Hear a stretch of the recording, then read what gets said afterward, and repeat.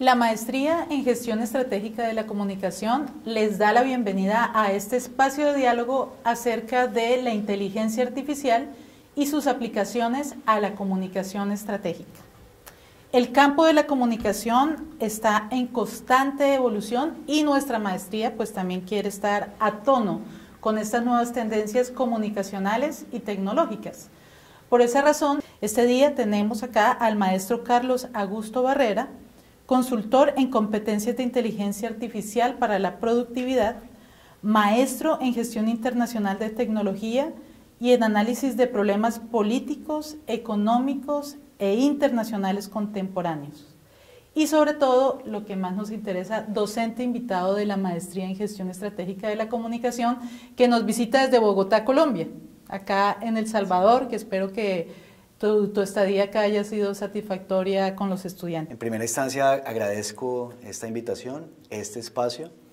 Ha sido muy satisfactorio y enriquecedor esta semana que he pasado acá, tanto los estudiantes como con los docentes y su genuino interés por esto que está pasando de la inteligencia artificial, que creo que es algo que nos toca a todos, entonces por eso celebro y comparto pues, realmente ese interés en ver qué es lo que está pasando y cómo está impactando particularmente todos los temas asociados a la comunicación estratégica.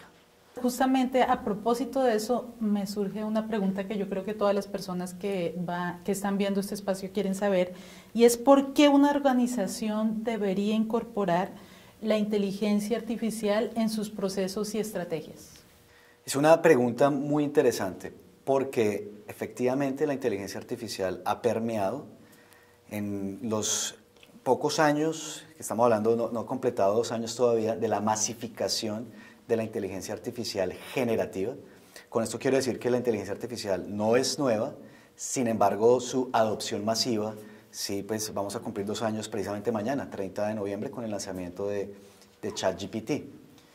Y por eso las organizaciones empiezan a buscar cómo pueden utilizar estas herramientas. Lo primero es que efectivamente la inteligencia artificial es eso, una herramienta muy poderosa y que puede ayudar muchísimo a las organizaciones en diferentes temas asociados a la capacidad de brindarle insumos para la toma de mejores decisiones. Sin embargo, un ejercicio que siempre me ha parecido valioso cuando nos acercamos con las organizaciones no es preguntarles qué puede hacer la inteligencia artificial por mí, sino primero identifique qué necesidad tiene. En el mundo empresarial a veces le llaman el dolor. ¿Qué dolor tiene? ¿Cuál es eso que le gustaría mejorar? ¿Algún proceso? ¿Alguna problemática que hayan identificado? Y ahí cuando se ha hecho ese ejercicio, ahí sí se recomienda mirar cómo la inteligencia artificial puede apoyarles. ¿Y por qué? Porque si no muchas veces la organización empieza a adquirir herramientas de inteligencia artificial, a veces desafortunadamente personas u organizaciones inescrupulosas buscan venderles por venderles sin realmente identificar si esa herramienta que les están ofreciendo es lo que ellos necesitan. Y efectivamente una cosa que estamos viendo en la actualidad es pues, que estamos en un mundo caracterizado por el Big Data, ¿no? Por una cantidad enorme de datos que están presentes en todos los contextos laborales y en todos los campos, no solo en el campo de la comunicación estratégica. Entonces, ¿cómo podría, Carlos, la inteligencia artificial contribuir al análisis de toda esa cantidad de datos para la toma de decisiones? También es un ejercicio muy pertinente mirar la relación entre esos datos masivos, Big Data, y la inteligencia artificial. Y es que es una relación bidireccional, porque los algoritmos de inteligencia artificial requieren datos para poder realizar lo que necesitan hacer, es decir, generar predicciones que ayuden en la toma de decisiones.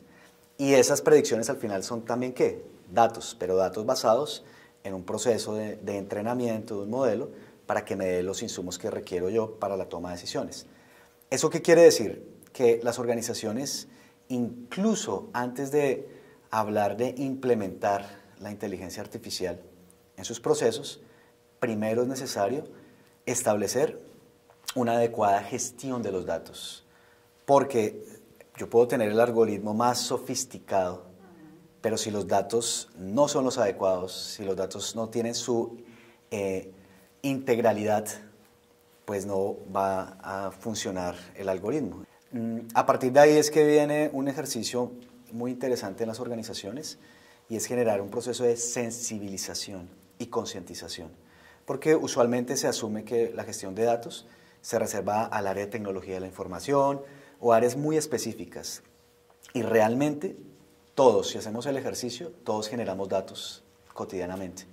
¿Qué hacemos con esos datos? Esa es una reflexión interesante, porque son datos que podrían aprovecharse muchísimo para el beneficio de la organización, pero que si no se realiza el proceso de recolección adecuado, pues realmente su valor es cero.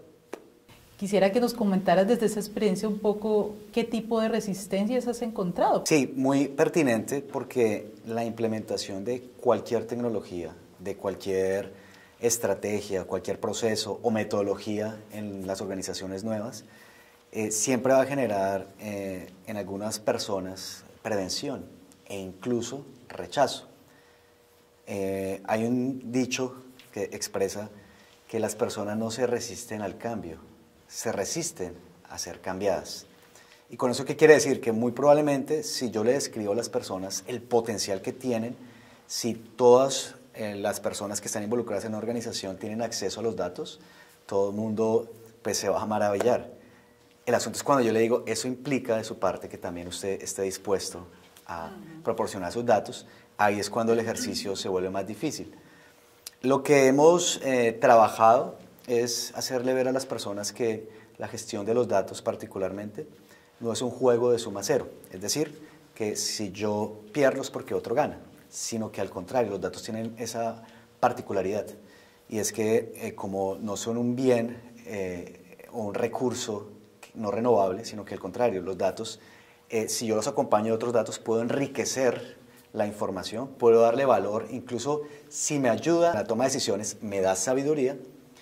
Entonces, cuando las personas se hacen partícipes, cuando se involucran desde el principio en ese proceso, pues es mucho más fluida la posibilidad de que vean las ventajas y bondades de otorgar sus datos y qué maravilla ver que todos sus datos están en un repositorio, sin importar el área, y que pueden utilizarlos para beneficio de la misma organización, que al final también es en beneficio de la propia persona.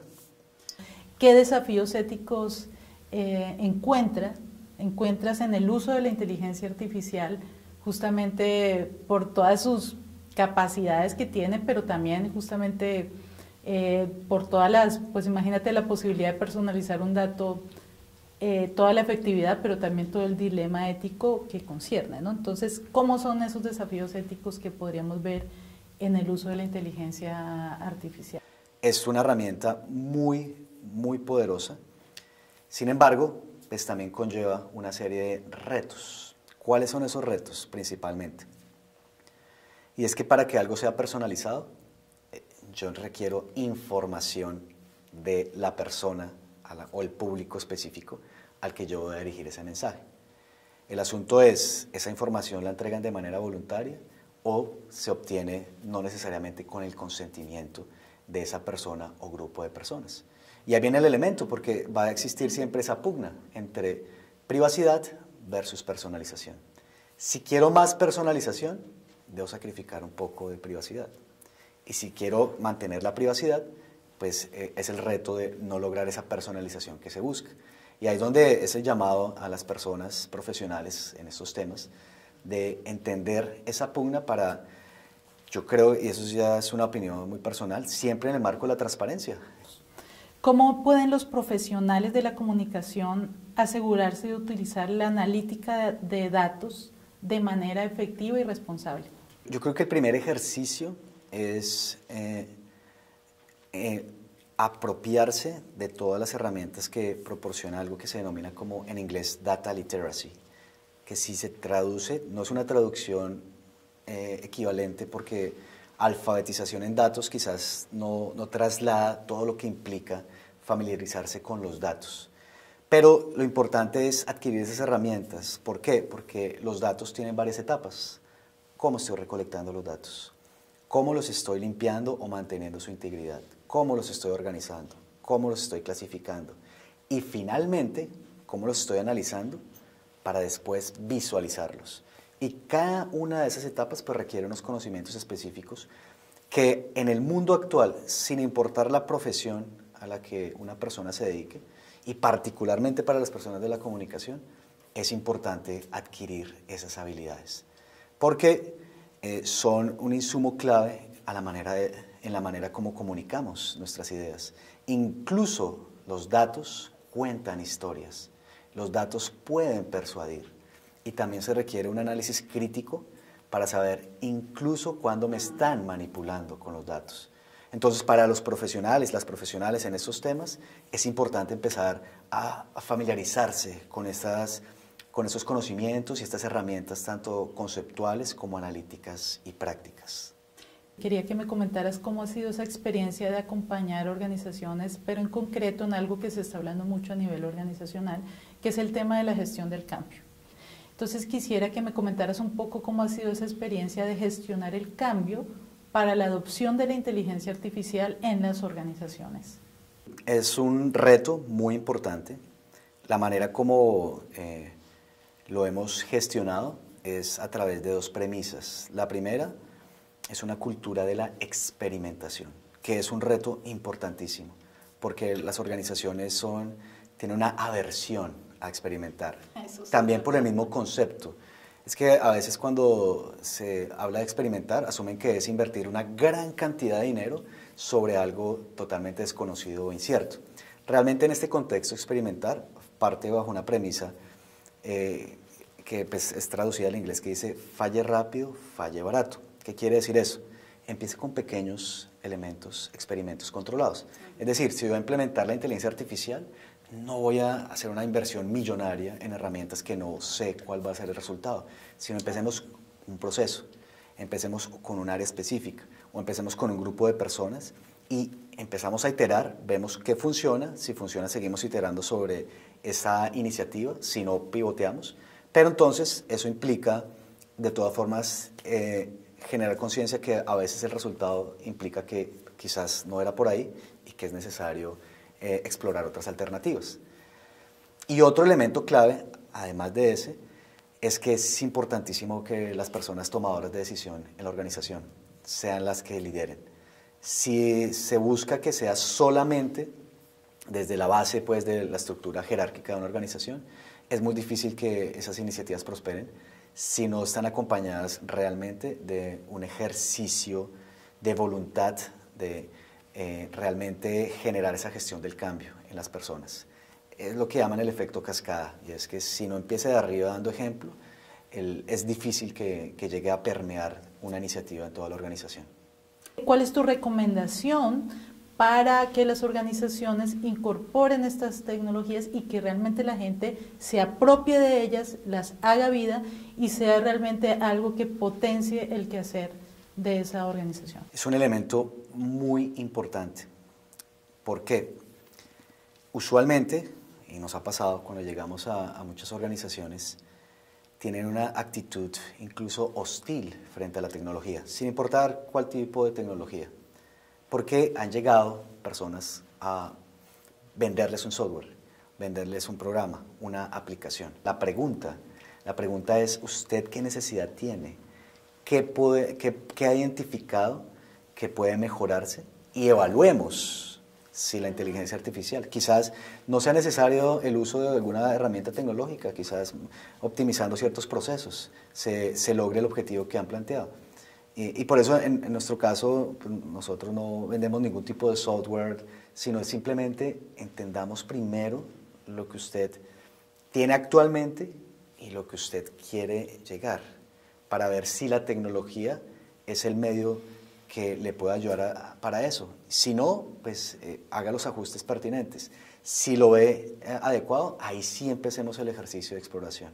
Con esta invitación a tomar decisiones estratégicas acerca de la incorporación de la tecnología en el mundo digital, terminamos este diálogo agradeciéndolo a Carlos Augusto Barrera, docente invitado de la Maestría en Gestión Estratégica de la Comunicación. Carlos, muchas gracias por haber viajado acá hasta El Salvador, por estar con nosotros y por conversar con nosotros. Gracias a ustedes por esta invitación y esta realmente maravillosa experiencia.